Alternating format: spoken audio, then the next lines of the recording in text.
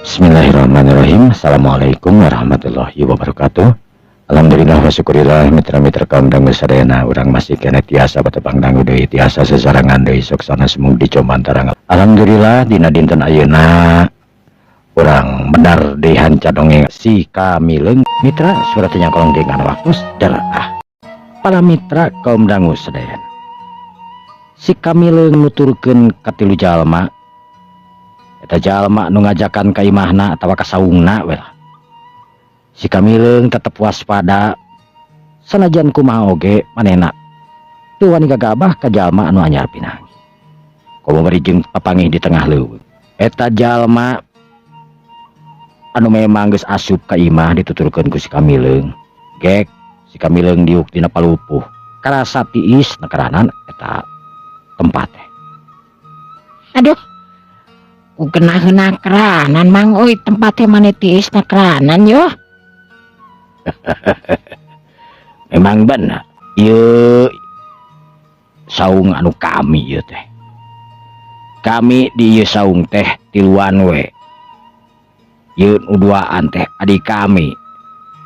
Oh, da teu boga pamajikan mang.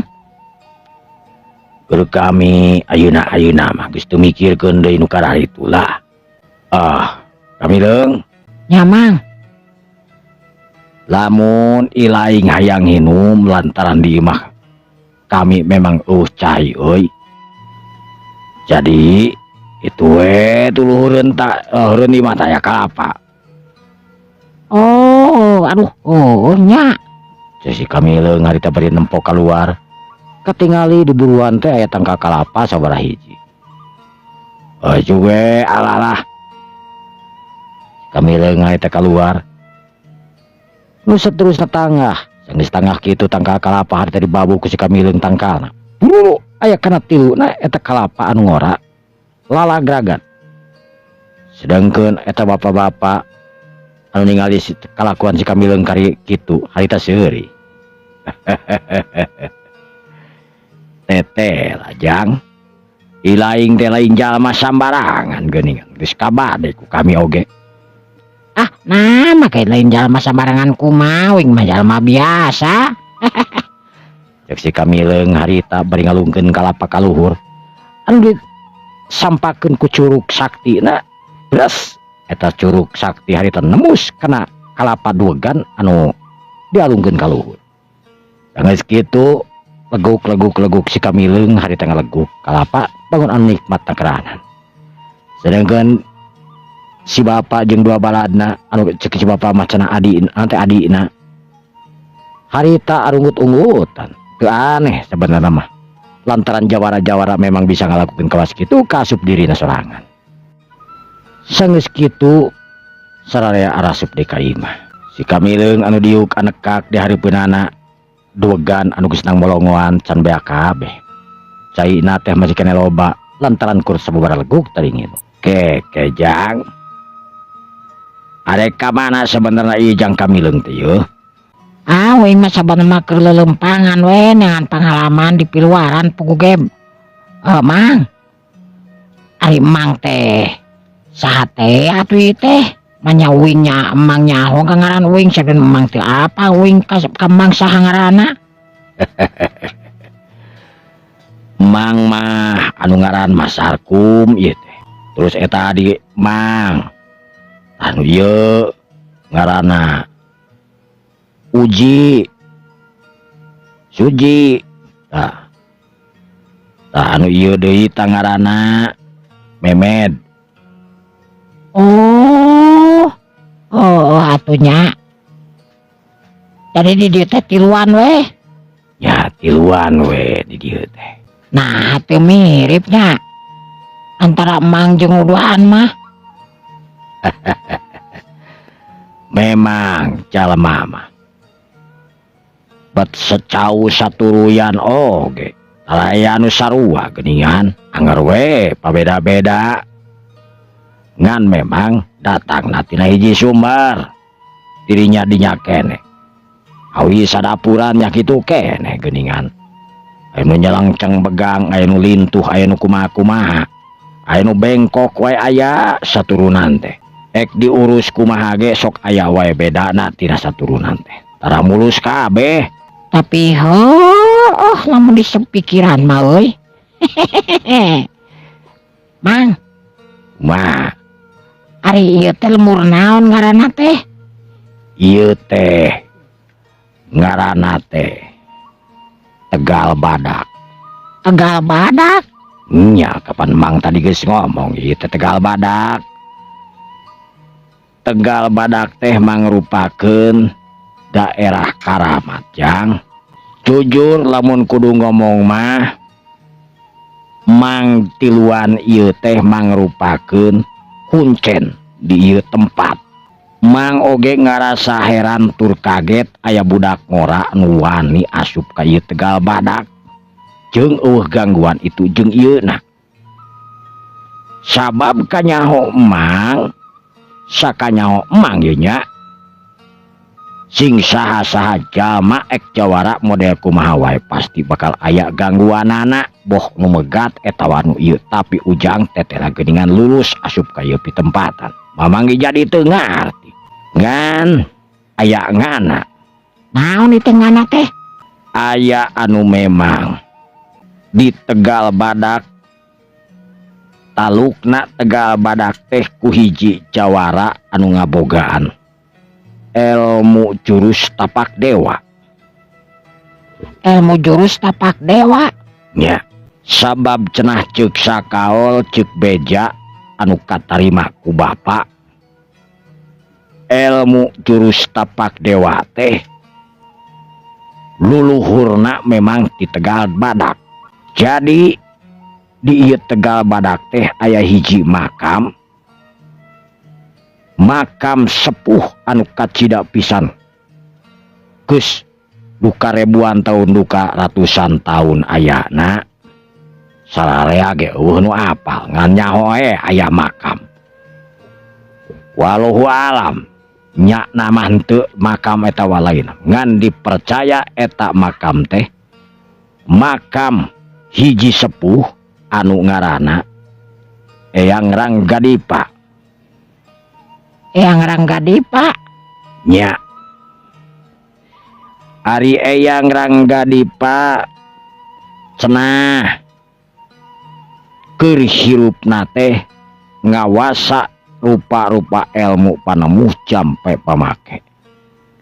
Kasup nyiptakeun jurus anu ngaranna jurus tapak dewa ti jurus kahiji nepikakeun jurus kasalapan. Oh, gitu. Terus kumaha, Mang? Tah, kocapna Eyang Ranggadipa teh boga murid. Murid. Guruna boga deui murid, guruna boga deui murid. Eyang Ranggadipa teh nu kasebutna cenah beja mah tilem. Walau alam tilemna. Nah bener-bener maot atawa memang tilem. Ngan anu jelas Eyang Ranggadipa teh ieu tempat teh anu disebutkeun makam, duka tempat paniisan atawa naon sering didaratangan ku jalma-jalma ku para jawara jeung sajabana. Mumatak Tegal Badak ieu teh mangrupakeun hiji tempat anu ceuk kami teh disebutkeun tempat karamat. Ayana hiji makam sesepuh anu ngaranna Eyang Ranggadipa.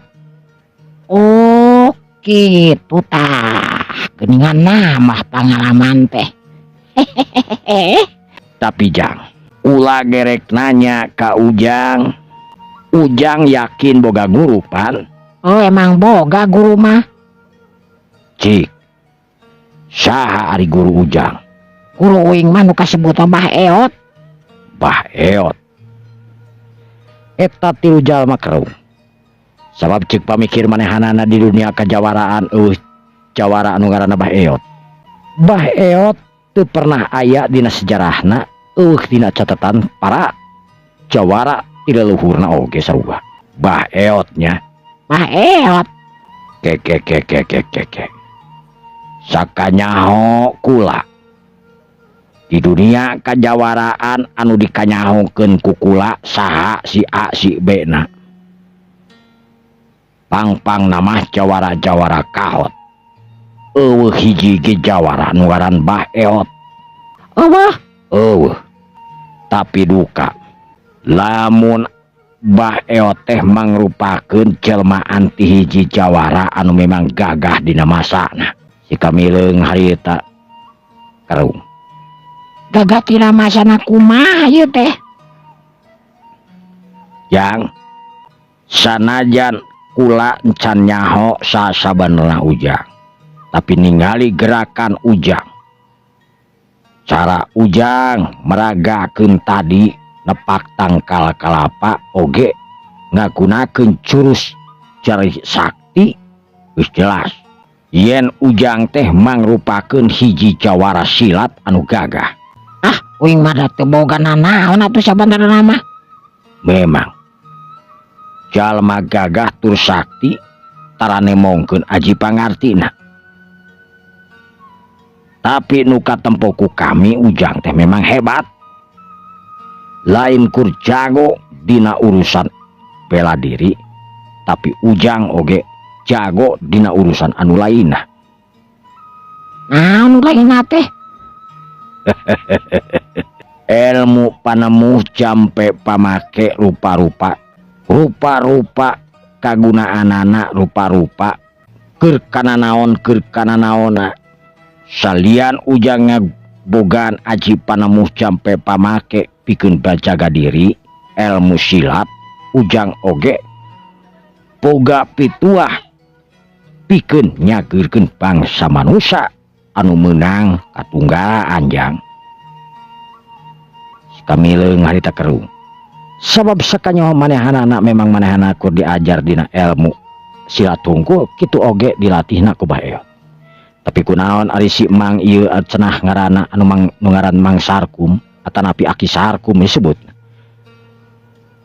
Bah Sarkum anu nyebutkeun yen si kamileung ngabogaan kaleuwihan bisa ngubaran itu jeung ieuna.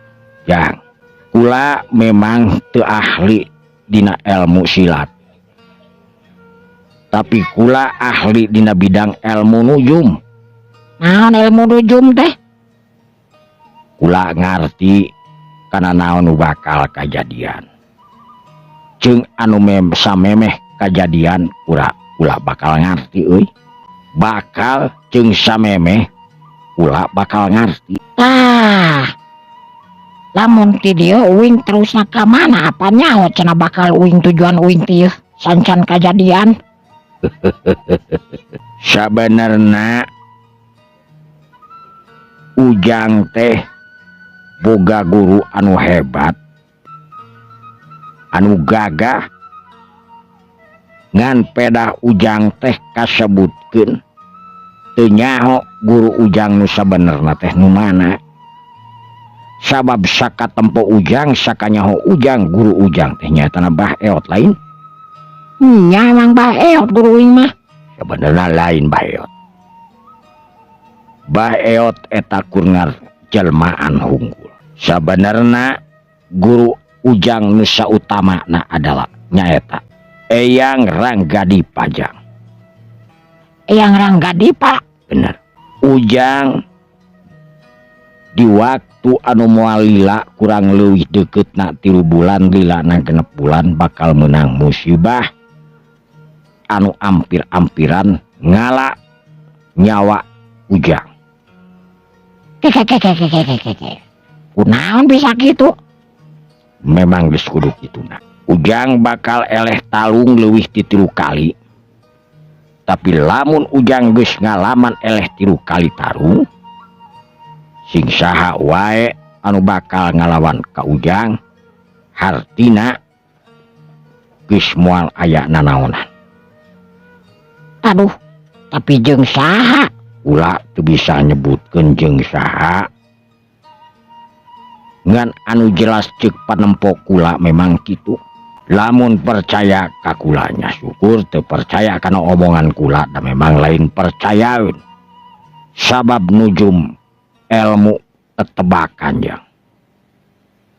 Tapi sanajan ilmu tetebakan oge, sanajan ulah pati teuing dipercaya, tapi waspada mah urang kudupan.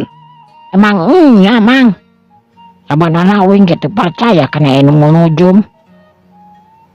Oh, tapi pan dibalik percaya eta uing tetep kudu waspada meureun sabab dina hati uing tanda tanya. Benar.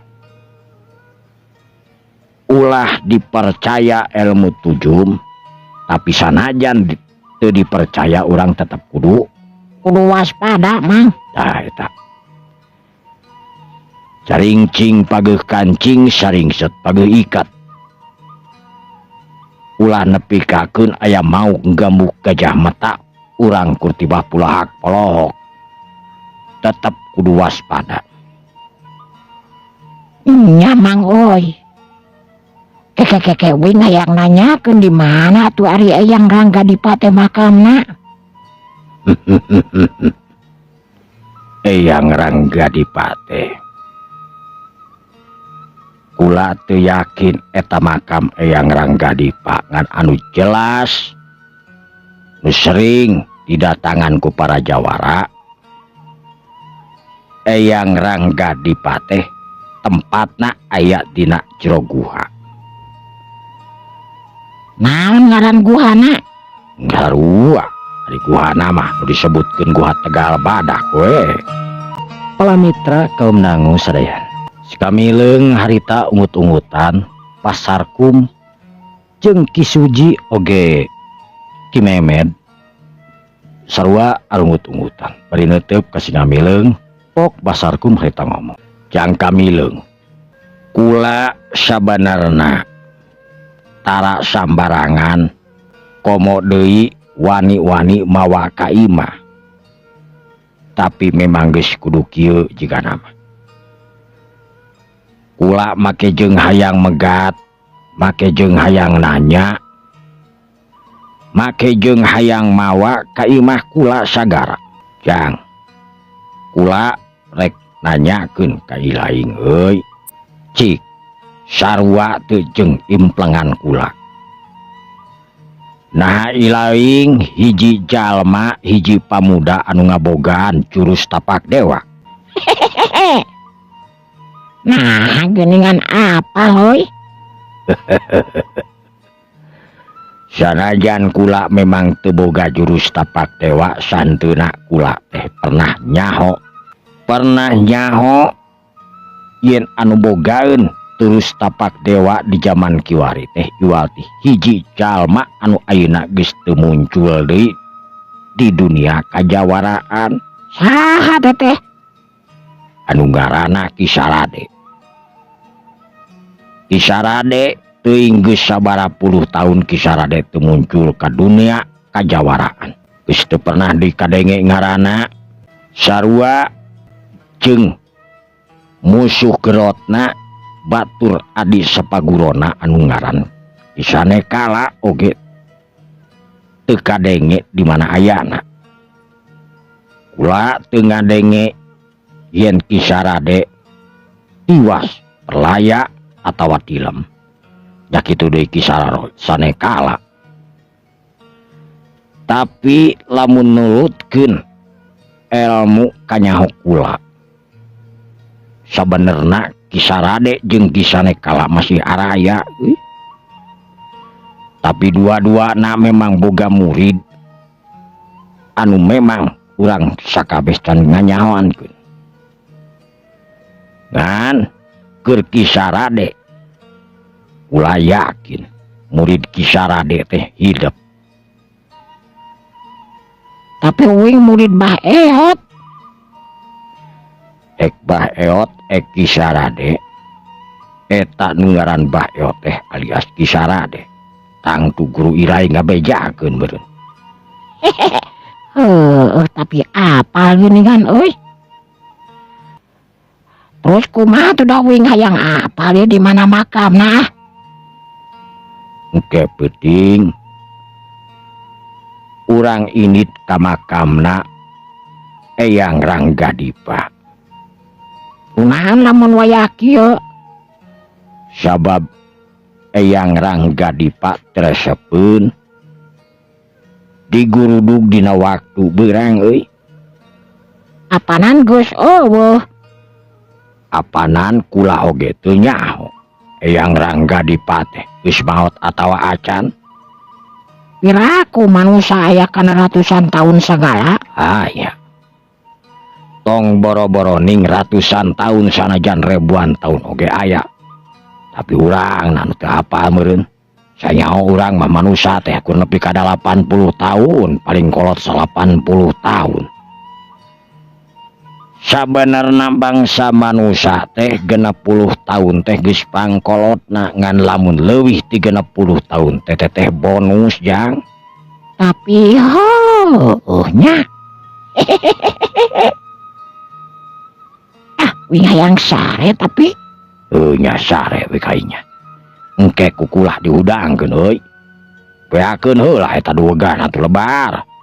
angke we jangke tunggu wing mada wah alah.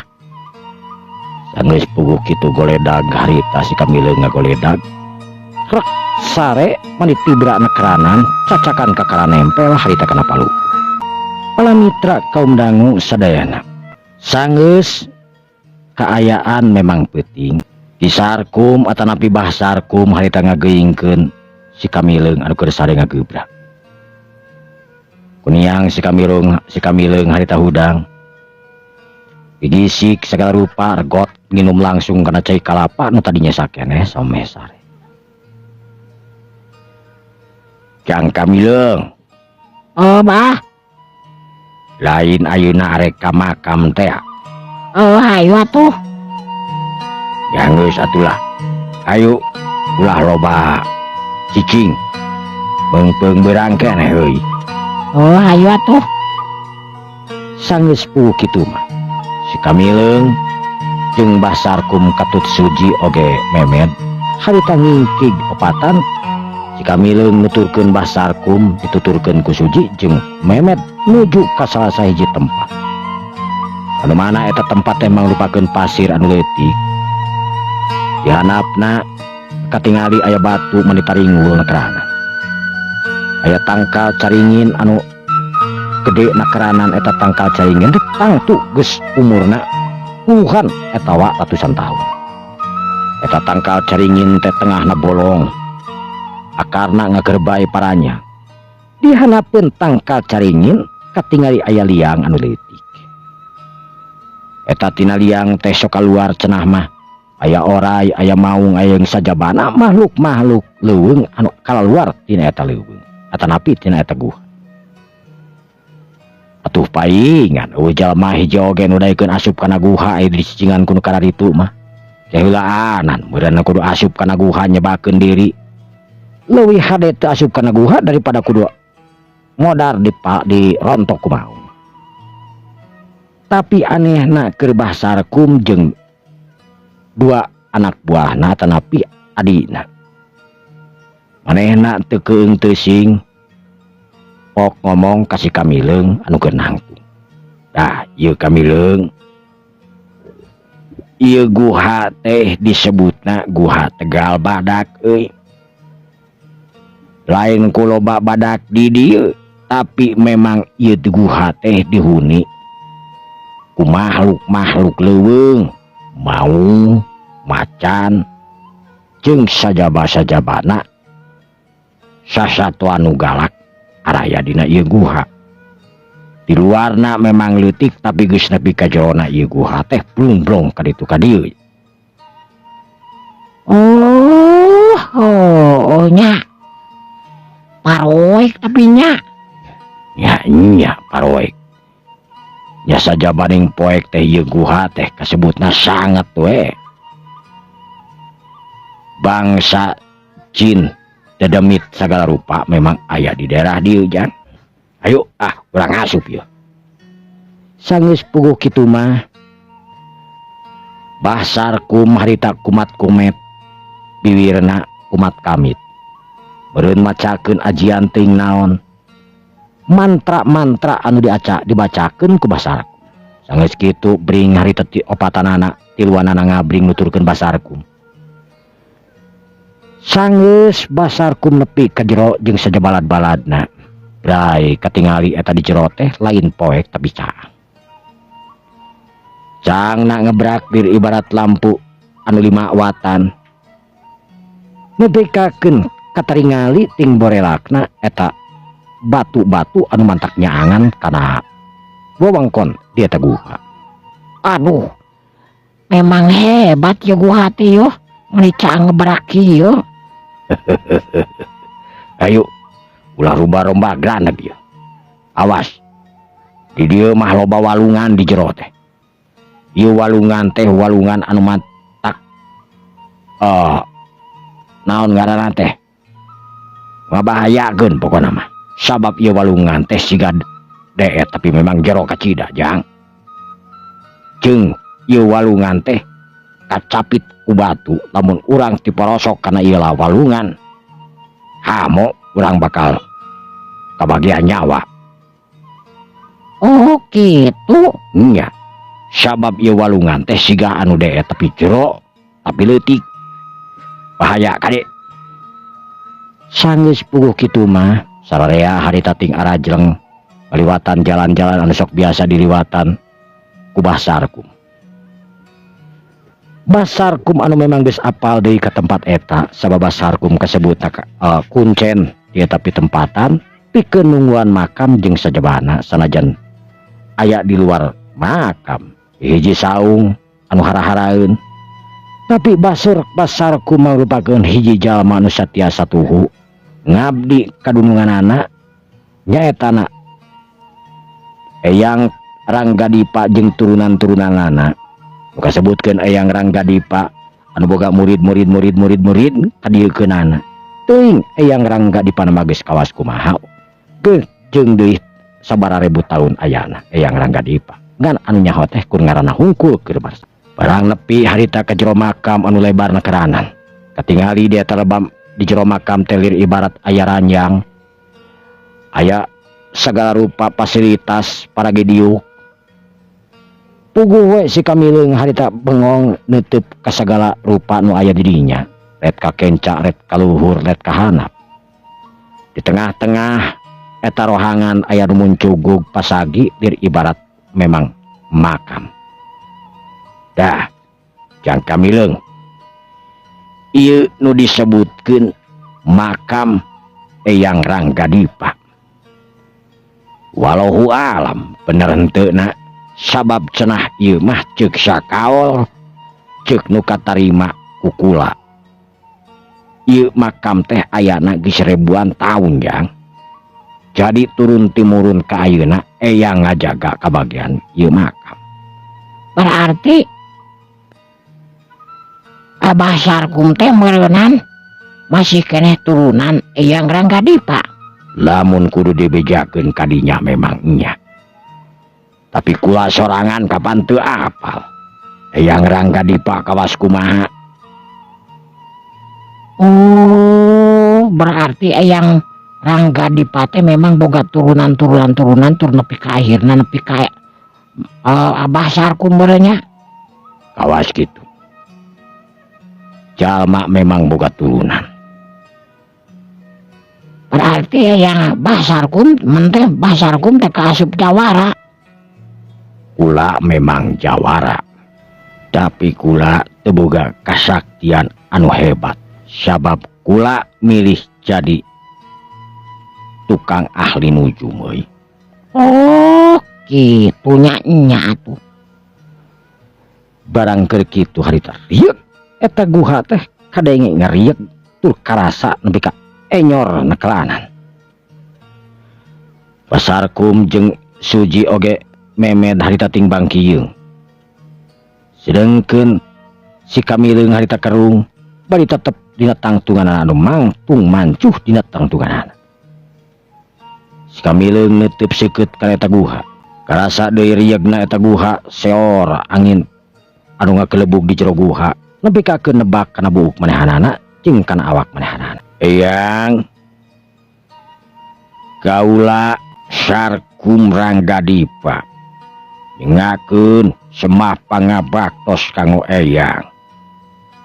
Mugia katampi Eyang Rab, angin anu tadi ngagelebug teh harita eureun sapada harita sanggeus aya kisarkum harita ngomong kawas kitu lir ibarat anu nyembah. Si Kamileung anu neuteub seukeut bari kerung dengan arti kana polah bangsarkum segala rupa ngomong sorangan. Tapi si Kamileung ge henteu bodoh. Moal mungkin basarkum ngomong sorangan lamun eueuh jalma anu memang atana pi lamun eueuh makhluk anu aya nu katempo nu teu katempo ku si basarkum. Si Kamileung anu nangtung mancu harita manyang haripan eta anu disebut makam teh. Saeutik-saeutik talaunan harita si Kamileung maju. Gek harita eta tempat anu pasagi nu siga makam teh harita didiukan. Barang didiukan harita ku si Kamileung. Peladug harita katingali aya haseup anu mumbul kaluhur nu saterusna nyiut ka handap. Jangelek aya hiji aki-aki anu pakaiana sing sarua bodas. Neuteub seukeut ka si Kamileung. Pok eta aki-aki uteutepan anu seukeut harita ngomong. Sorana oge mereka handaruan ngomong ka si Kamileung.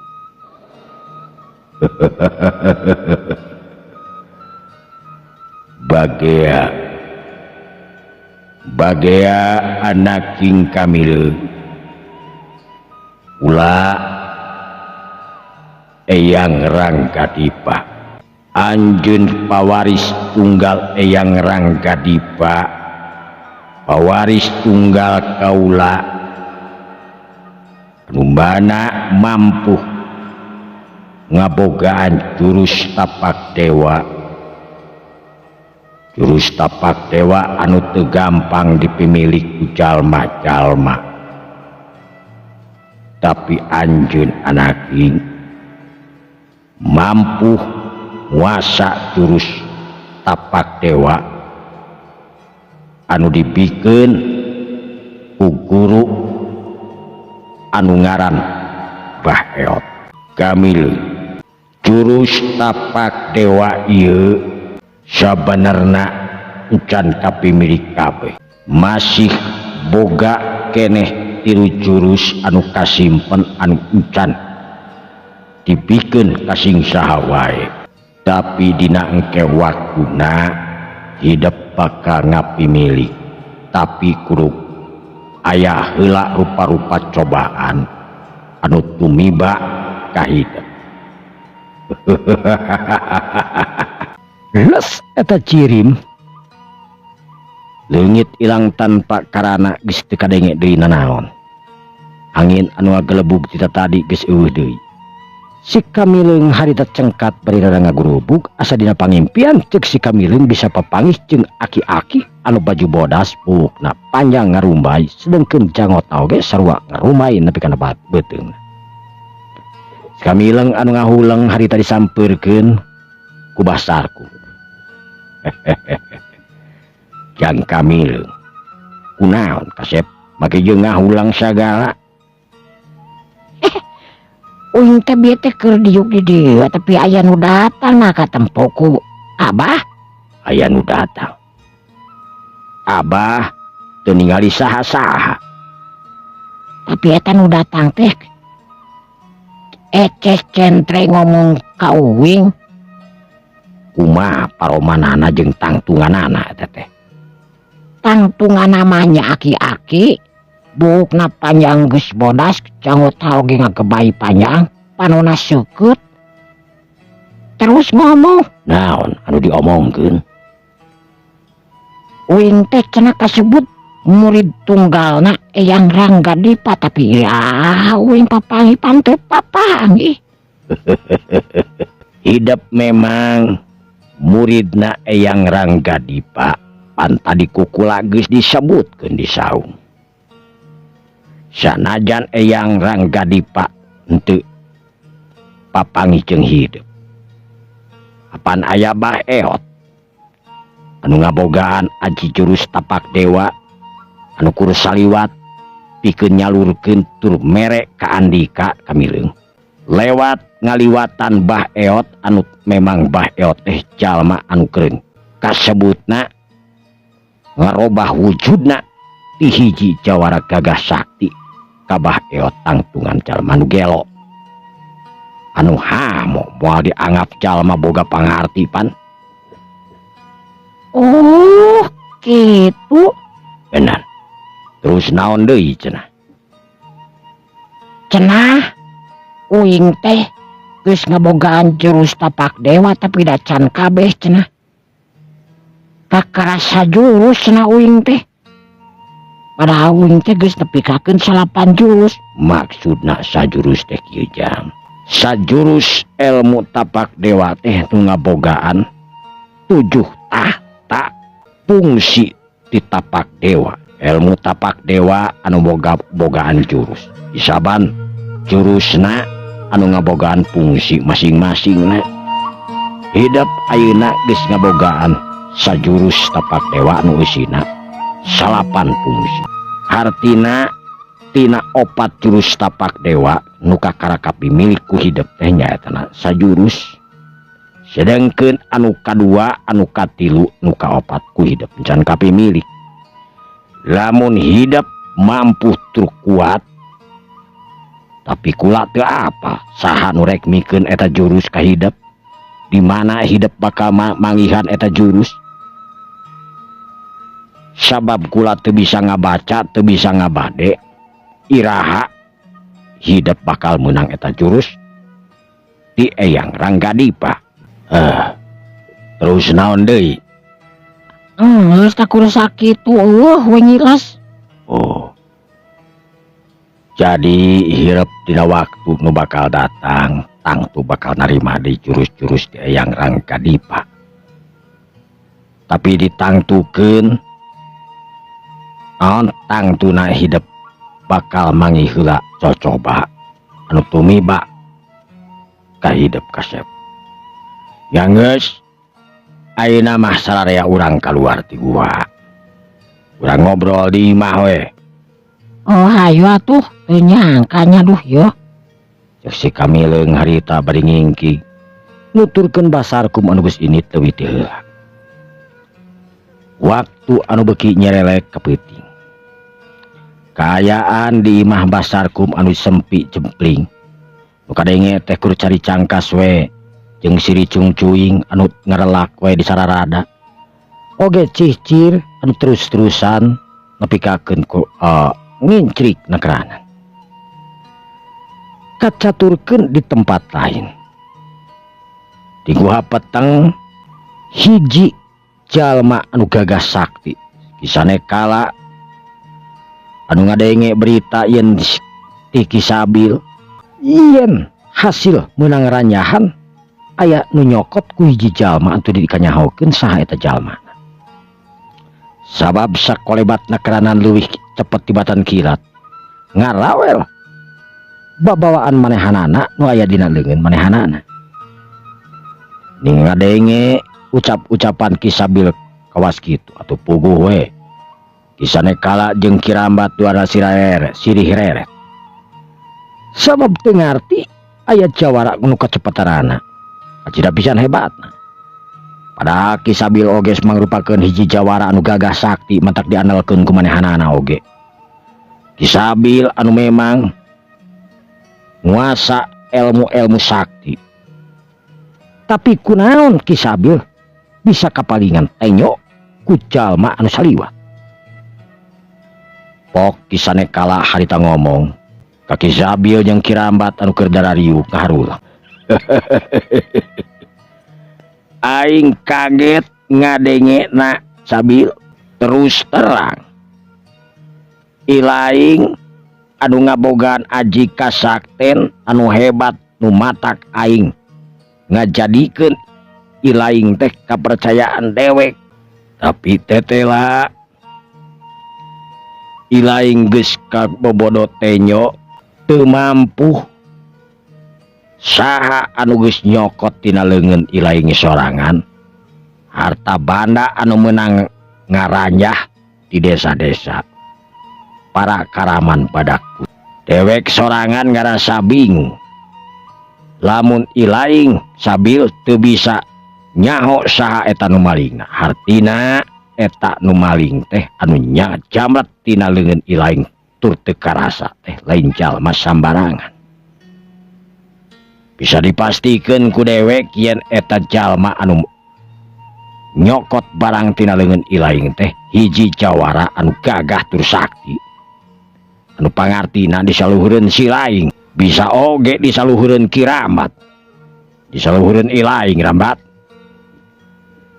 Terus kudu kumaha tuh kuring yaina Sabil, wayahna ilaing ayeuna kudu ngadedengekeun saha sabenerna jalma anu memang ayeuna keur nguasa ilmu persilatan euy. Saha anu ayeuna keur ngajawara di dunia kajawaraan. Dedengekeun ku ilaing montong waka balik ka gua petang lamun ilaing ayeuna can menang beja anu benar tur lempeng. Bener sakumaha nu disebutkeun ku Gisambal Sanekala, ilaing ayeuna kudu kaluar ti gua petang dedengekeun teangan saha ayeuna nu nyekel kakawasaan di dunia kajawaraan. Tong poho tatanyakeun nah bener aya ngaran si Kamileung anu jadi jawara di ayeuna dunia kajawaraan. Lamun aya kuat laporkeun ka kula. Nya sumangga atuh pami kitu mah. Kula dina ayeuna keneh jeung dua ieu babaturan kula meureunna ayeuna arek kaluar ti ieu guha. Kula arek ngadedengekeun jalma anu ngaran si Kamileung jeung saha jalma anu geus maling harta banda anu meunang ngaranjah. Bral, ilaing kaluar, hati-hati euy. Sabab ayeuna loba nu hayang apal di mana ayana gua peteng. Moal aya jalma anu nyahoeun ilai iwal ti urang sa kabeh di dieu euy. Sanggeus puguh kitu. Ki Sabil anu diparentahkeun ku Kirambat jeung Ki Sanekala kaluar ngagidik di baturan ku dua jalma babaturanana. Anak buah Ki Sabil tangtuna anu satiasa tuhu ka si Kabil. Si Sabil mangrupakeun hiji jawara anu gagah tur sakti, anu hasil dielehkeun ku Kirambat tur dijadikeun anak buah ku Kirambat. Kirambat mangrupakeun murid tunggalna Ki Sanekala anu asalna memang patalukana Kirambat, ngantukna ayeuna diangkat jadi murid tur diajarkeun ilmu-ilmu sedengkeun di tempat lain ku Ki Sanekala anu kacaturkeun si Kondang. Si Kondang disaprak pantok tarung jeung si Kamileung, ngarasa penasaran ka si Kamileung sabab dirina can teu ngarasa eleh ku si Kamileung. Sabab si Kamileung oge memang teu ngahajar ka manehanana, kur sakadar ngaheureuyan. Tapi kok kitu rawanehna ngaku yen si Kamileung memang jalma nu gagah tur sakti. Sanajan teu narajang ka manehanana, tapi si Kamileung lingas teu bisa diarah ku pedang sakti anu dipimilik ku manehanana. Si Kondang anu keur diuk harita dirahana peutang ka mikir. Pikiranana harita menikot kerung-kerung we. Aneh. Aing teu mampu ngarah jiwana si Kamileung cacakan ngeprakeun aji pangarti anu dipiboga ku aing. Saha sabenerna si Kamileung? Kunaon awakna lingas-lingas teuing leuwih-leuwih ti lingasna laleur anu keur napu? Saha sabenerna si Kamileung? Aing jelas panasaran.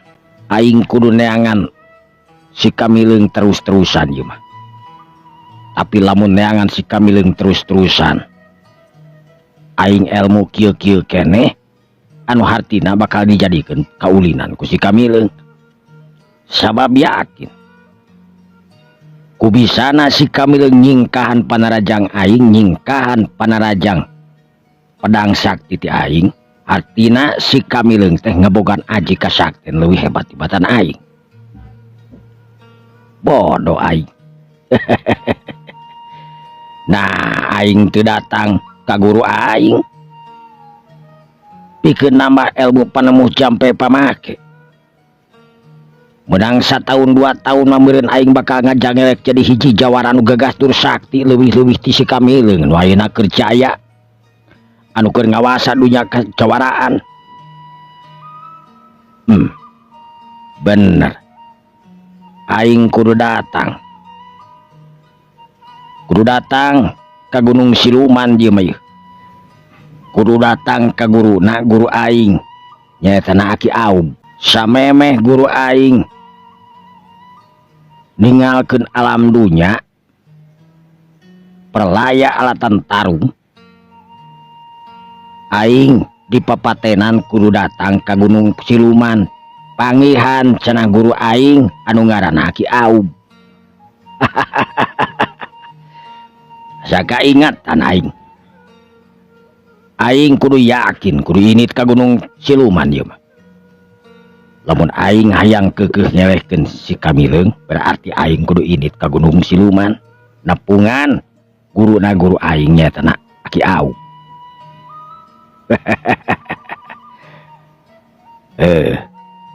Iwati eta jalan hiji-hijina. Bener. Di dieu ka Gunung Siluman lamun leumpang paling oge meakeun waktu teh 3 poe. Anu hartina aing kudu berang peuting teh leumpang supaya leuwih gancang. Ngagunakeun aji kasakten pikeun lumpat supaya teu lila teuing aing di jalana. Kitu baceona sorangan nyaetana si Kondang. Si Kondang si pedang sakti, si pedang garang anu boga niat arek ka Gunung Siluman nepungan Aki Aub. Aki Aub teh mangrupakeun guru nu jadi guru manehanana. Sabab guru nu jadi guru manehanana atanapi guru si Kondang mah geus perlaya ku alatan tarung. Tur diracun ti hiji paguron anu ayeuna geus ditumbangkeun ku si Kondang. Cung harita si Kondang harita hudang nangtung neuteup ka belah wetan. Dina pedang dina tongongna ngagaplek pedang anu badag tur panjang. Eta pedang teh anu teu mampu pake ngarah jiwana si Kamileung. Dina hiji panggung aing kudu niat langsung ayeuna. Dagoan Aki ieu kaula datang. Corelat. Si Kondang ngacorelat harita. Awakna beblesatan init ninggalkeun eta pitempatan nuju ka belah wetan Gunung Siluman anu dituju ka tempatna Aki Aub. Lantaran Aki Aub mangrupakeun guru anu jadi guruna tangtu ngabogaan ilmu ka panemuh jampe pamake anu leuwih luhung tibatan anu jadi guru manehanana. Si Kamileung anu jojorelatan harita diperhatikeun ku hiji jalma anu mana eta jalma teh jangkung tur begang. Jangkungna maringal jendang ka luhur. Pegangna ukur tingah tulang sigana teh nu dibungkus ku kulit. Teuing saha eta jalma ngan anu jelas eta jalma teh nuturkeun ka mana si Kondang harita initna.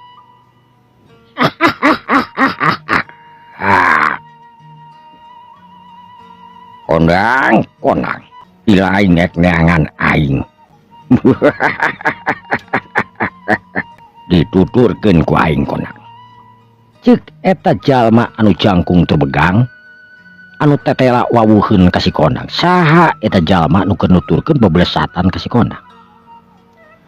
Si Kondang teu ngarasa dituturkeun ku eta jalma sabab eta jalma ngagunakeun aji kasakten anu leuwih luhur tibatan ti si Kondang. Awakna lir ibarat ngalayang harita nuturkeun si Kondang. Sedengkeun panonna harita nu buringas neuteub seukeut ka si Kondang anu keur jojorelatan init. Tapi anehna jalma jangkung begang teh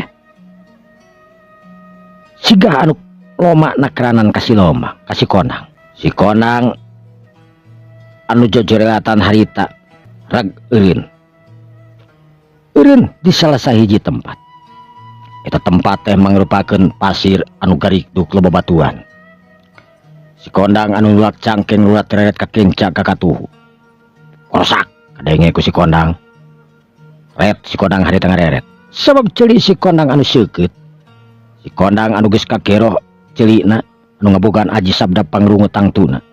Panempona anu boga panempo gaib bisa ningali sanajan kaayaan dinu poek nakeranan kitu kaayaan si Kondang.